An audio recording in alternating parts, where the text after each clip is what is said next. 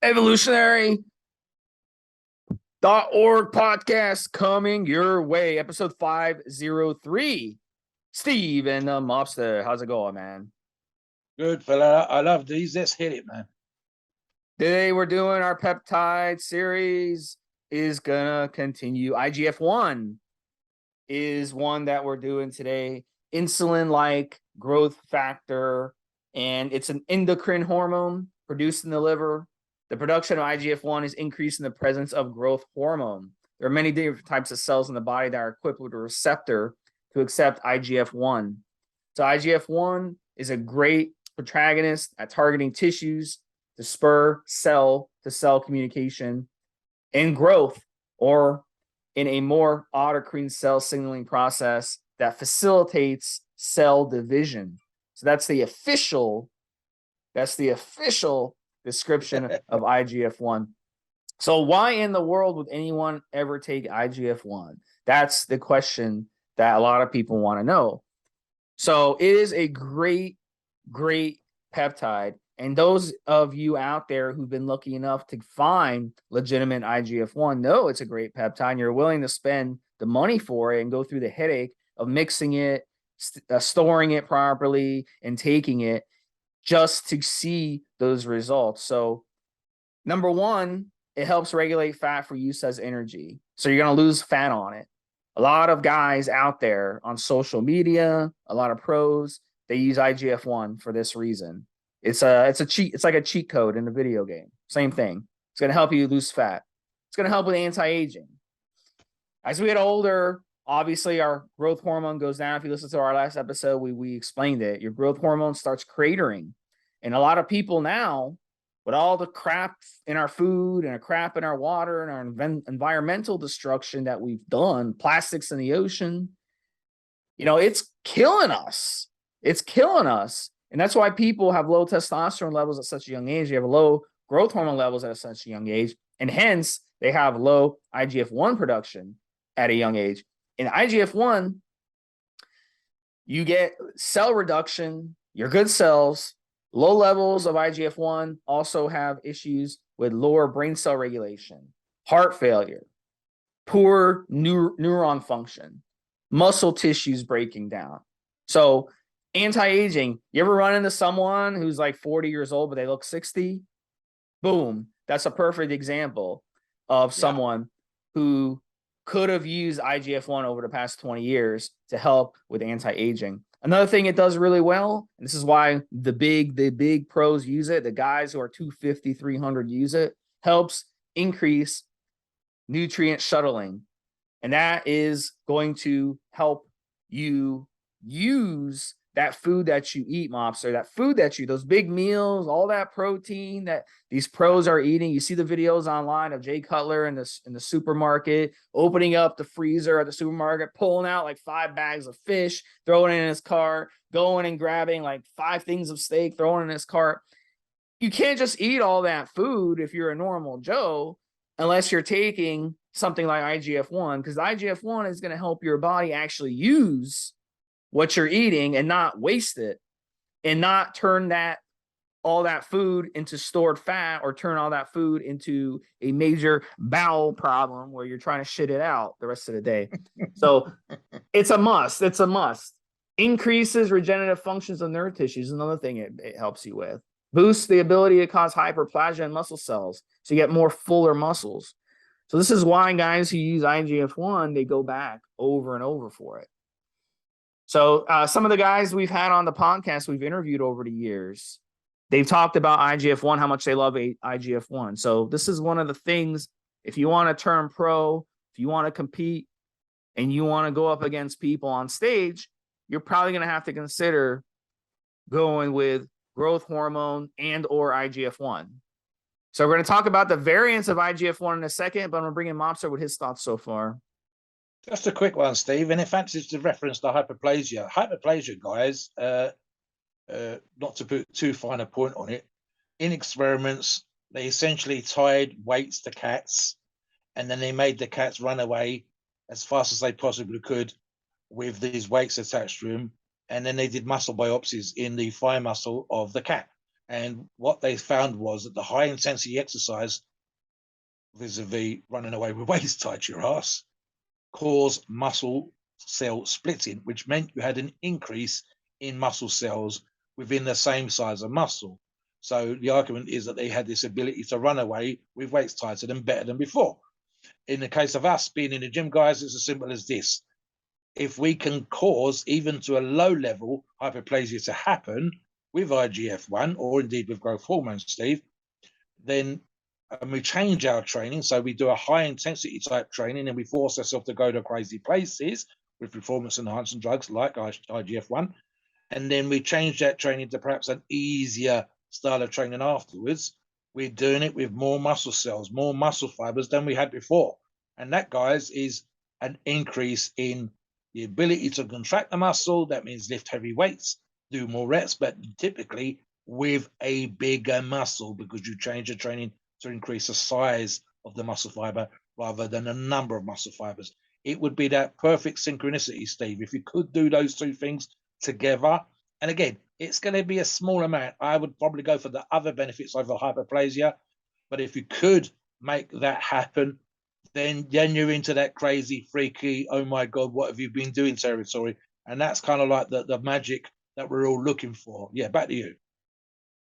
So there are a couple variants of IGF-1. So you have two groups. You have IGF-1 LR3 and DES IGF-1. So IGF-1 DES is the way it is usually presented. So base IGF-1 has a very short half-life. We're talking 10, 20 minutes. So it's quickly destroyed by the body. And this is why IGF-1 is modified to make the amino acid analog IGF-1 LR3. So the other variant of IGF-1 is DES IGF-1. And it is 10 times more potent than IGF-1. So both variants are similar to its root, but have different actions. So they can function in specific ways. So let's start with the LR3. The LR3, you're talking about a half-life 20 to 30 hours, and it's going to be way more potent. And since the half-life is about a day, it's going to circulate the body, for a couple days, I would say, binding the receptors and activating cell communication and improving muscle growth and fat loss. And the way LR3 works is it prevents glucose from entering the cell. So it forces the body to burn fat and not sucrose. So it's going to change the way your body burns energy. So you're also going to notice, some other side effects when you switch your body like this. And we'll get into that in a second. Now, another reason a lot of guys like the LR3 for that long half-life mobster is that, you can you don't have to inject it so often. So you can basically just inject once a day with with an insulin needle, really anywhere on your body. Just don't pin into a vein, obviously. And you're going to get those benefits all throughout the day. Now, DES IGF-1, it's a shorter version, and it's 5 times more powerful than IGF LR3, and it's 10 times more powerful than IGF-1. So the half-life, though, is 20 to 30 minutes. So you're not going to get, this long-term effect from injecting it. You're going to get where it's in and out. So with the DES, you want to inject it specifically near the area you want to see the muscle grow. With the LR3, you can just inject it anywhere. Usually guys will rotate, around their belly fat, or, sometimes, like, if I'm doing peptides, I'll pin in my shoulders, I'll pull up the fat, anywhere I can grab some fat and just pin it in there. So with DES, you want to go ahead and pin as close to the muscle as possible. So you can stimulate muscle hyperplasia with the DES. So you see these pros who really abuse the shit out of stuff, they'll pin the DES throughout their body. That's what they'll do. So another thing that DES can do is it binds to receptors that have been formed by lactic acid. And that happens when you work out. When you're working out and you feel that burn, that's lactic acid. The lactic acid isn't the next day or 2 days later where, I'm sore, I've got lactic acid in my muscles. No, it's during your workout. when you feel that lactic acid, that burning feeling. So what happens is that DES will attach itself to that receptor and it'll signal tissue growth during your training. Wow. So you can use the DES before you work. So whatever muscles you're going to work out that day, pin the DES in there and you'll get those benefits while you train. So that's another secret that a lot of these pros use. So what do you think about that, Mobster? Sounds good, huh? I think so. I was thinking of a couple of things, one referencing something you said earlier on, and one referencing what you're thinking about now. So you're discussing now. Earlier on, Steve and I was talking about this on a previous show when we said the difference between bodybuilders of yesteryear versus now. And I even made the comment on the last show to the effect of it'd be great to see what professional bodybuilders of yesteryears would look like with the performance enhancing drugs. And IGF is a very good example, Steve, of a drug that didn't exist then that exists now. But what something else, it was just one of those little tiny history lessons. I'm old enough and ugly enough, and I've been around the game long enough that even if I didn't research IGF-1, I was aware of its existence, and I was aware that it was being discussed in the magazines. And the reality was, guys, that 20 years ago, I think 20 years ago is about right, when it first came onto the scene, it was practically non-existent. And of course, automatically, it became supposedly, and I'm doing your rabbit ears there, Steve, available. And in reality, it didn't. It was incredibly hard to get hold of. It was incredibly expensive. A month's supply 20 years ago, and it was $1,000. And most of the guys that brought IGF-1 back in the day didn't get IGF-1. They wasn't even getting HGH. They were getting whatever the fuck the lab could put together. But it wasn't IGF-1. So honestly, I think maybe 1 in 10 customers that were buying IGF-1 back in the day were getting it. Now, it's not only, it's much easier to produce because the labs are set up for it. The guys, the lab techs have worked out how to produce it from the original product, and it's a lot more available. So there's that. As you say, Steve, looking at the two things, and this is obviously why we do this podcast and why we encourage you to do your own research and to double check the information that we give you. If you was making a choice, make sure you buy the version of those that is appropriate. For the most part, in my mind, Steve, is going to be the longer acting version, the 20 to 30 hour half-life. But however, again, like Steve says, if you are a competing bodybuilder, if there's something specifically wrong with your physique, like, you know, you've got great arms, great back, chest, etc., but your shoulders just don't seem to respond, and that might even be something silly, down to a receptor issue, then here's one of the few times, and I mean the few times, that we would actually recommend a site injection. But for the most part, most performance enhancing drugs are generalized. In other words, they affect the whole body. Here, in the case of one of these peptide versions, is where you would want to make sure that you're using the right version to get some specific muscular growth or some specific site enhancement. So make sure you know which version you're getting. I would say that especially true, Steve, if they go onto one of our approved sources or anywhere else for that matter, and they just buy a version of IGF without realizing that it's a short version or the long version. Guys, you need to know, so make sure that you do. Double check, re-listen to this podcast if you need to, and then use it in the appropriate manner. Back to you, Steve. All right, so let's kind of go over, first off, the differences, you know, between IGF-1 and HGH, and we're talking about on the pre-show. Why would anyone pick IGF-1 over HGH? So remember that growth hormone does not directly cause muscle growth. It indirectly causes muscle growth. So you go on growth hormone, you could be on growth hormone 6 months, and you're not going to blow up. You're not going to notice much out of it. That's why a lot of people say, oh, you got to run growth hormone a year. You got to run growth hormone a year and a half, because they don't understand what they're taking. Growth hormone isn't designed for that. Growth hormone, you've got to stack it with other things, and you've got to eat a certain way, and you have to kind of time your meals and all this good stuff. You take it with insulin and all that stuff, and take it with steroids. Just taking growth hormone by itself isn't going to do shit for you, okay? But IGF-1 is different. And also IGF-1 is cheaper than growth hormone. IGF-1 you can buy from a lot of different places because it's sold, it's kind of a gray area. Peptides, these types of peptides are kind of a gray area, but IGF-1 is more regulated than other peptides, it seems. So it's and then you've got the variants of the LR3 and the DES, so you can use them and be more flexible with them. So let's kind of go over to LR3 dosing. A lot of people want to know how to take it. It's $1 million question. Now, there isn't like a set in stone way to take these.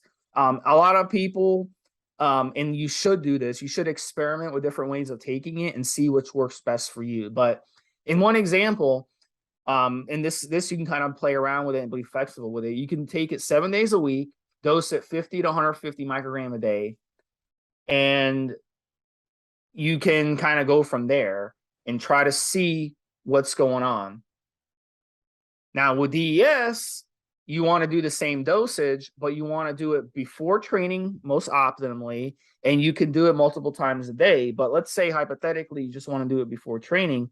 I would do it like I would honestly do it, like try to do it right, maybe like 10-15 minutes before your workout. So if you have a half-hour drive to the gym, I would take like a little cooler with me and I would inject it like in my car. Just be careful that no one sees you doing it. You know what I'm saying?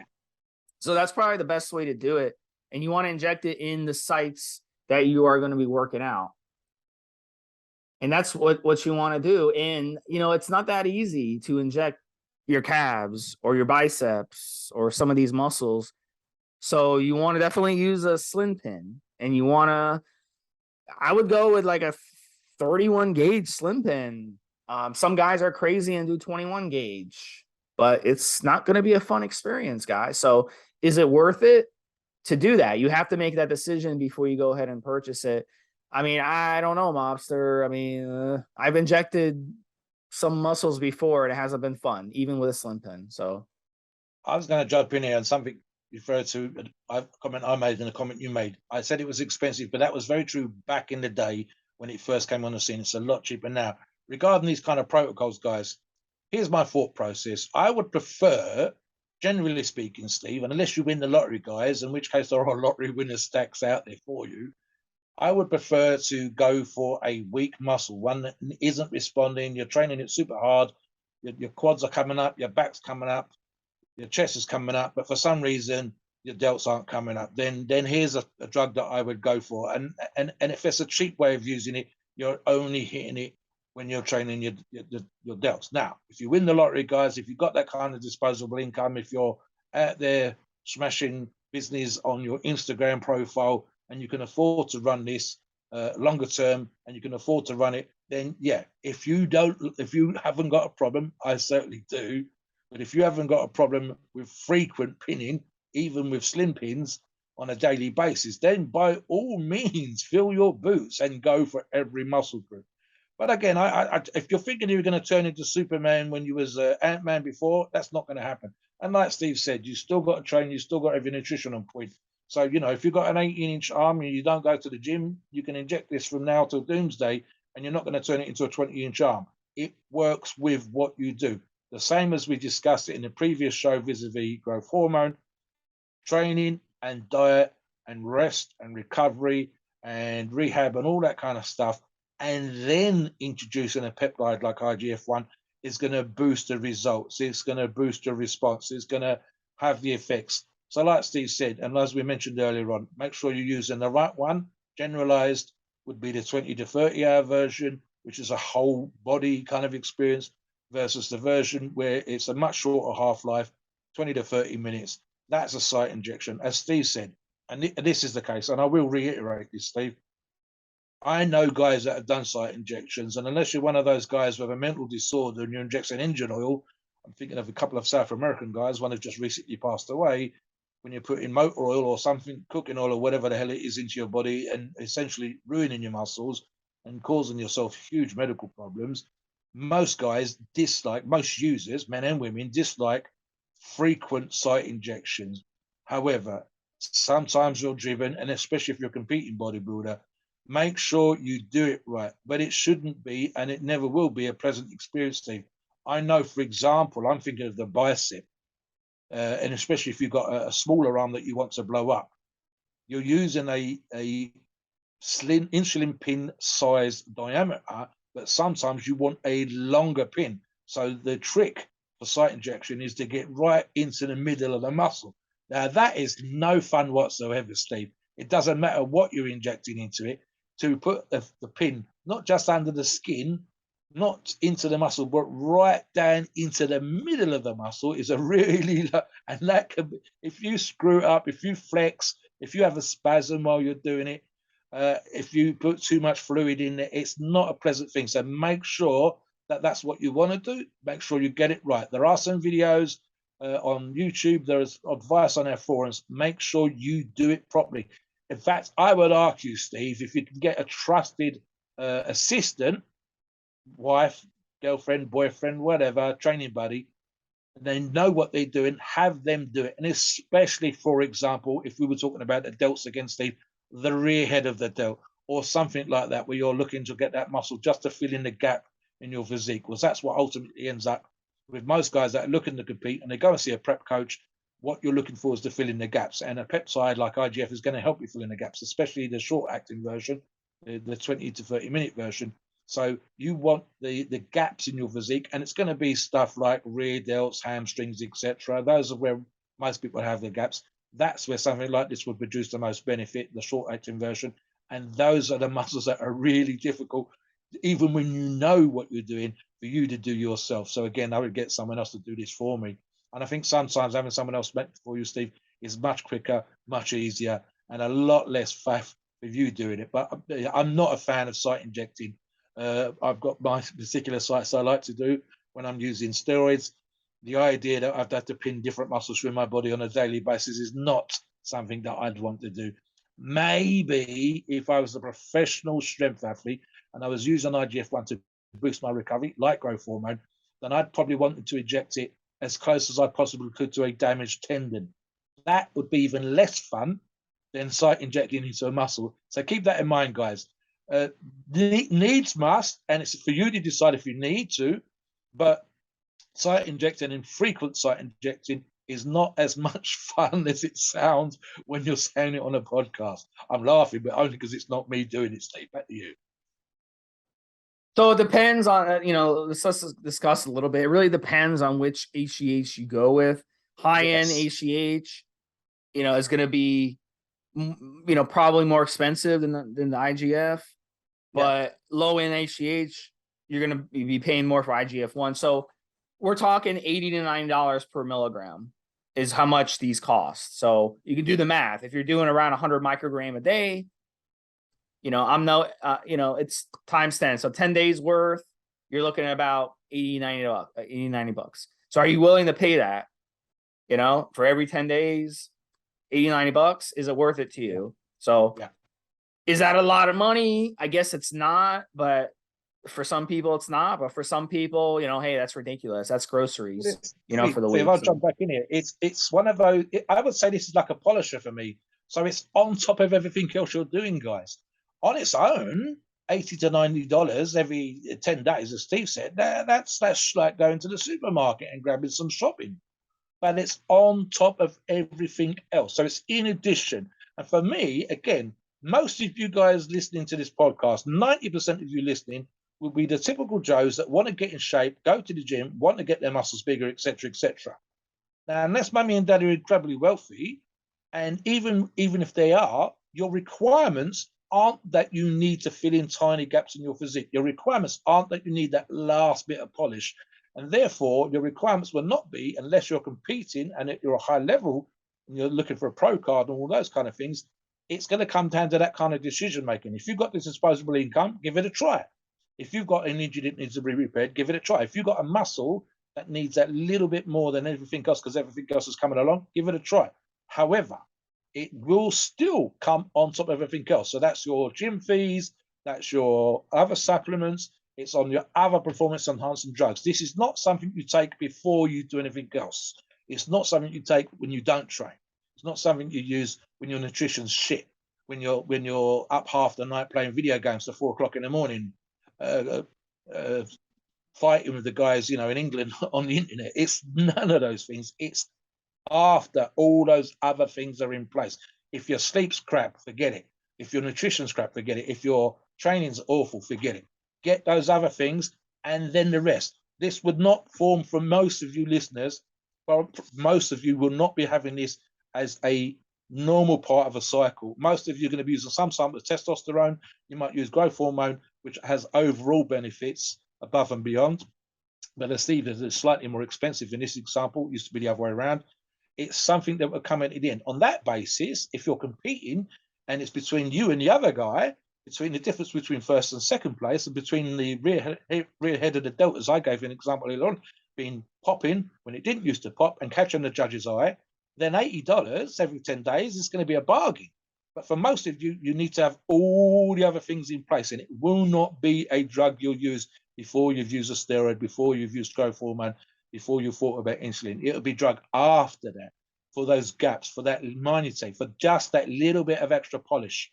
And literally, like I said, for some of you guys, those of you especially that compete, male and female, it's going to come down to the difference between first, second, and third. And whether you're willing to go spend another $80 or $90 every 10 days just to tip up into the pro card, just to tip up into the title, just to be looked at by sponsors, that kind of stuff, Steve. I think, as you and I said in the pre-show, overall, my preference would be for growth hormone. But this is cheaper, but you're not getting the full benefits of growth hormone. You're getting specific benefits. And again, that's for you to decide, guys. Do you want the specific benefits of, for argument's sake, site enhancement? Or do you want the overall benefits of something slightly more expensive like growth hormone? It's for you to decide. We give you the information, you make the decision. Back to you, Steve. You could just, grab a month's worth and try it and see how it works out for you. I mean, well, you know what I'm saying? What are you risking? You're risking, $250 for a month's worth. Yeah, try exactly. it and see, hey, does this stuff work for me or does it not? So, and at the end of the day, side effects, let's go back to what I said earlier. The way it works in your body, it's going to give you hypoglycemia, and it's just normal. So you want to make sure that when you're taking it, you make sure that you are eating and don't eat crap, eat high quality carbs, sweet potatoes, rice, fruit, high quality carbs, guys. Don't have, I hate like these people that carry around like these sugar drinks, these protein powders that are full of sugar and they drink them. This is a mistake that even professionals are doing when they take IGF-1. Make sure you're taking good quality carbs. It makes a big difference. It's good for your gut. It's good for your health.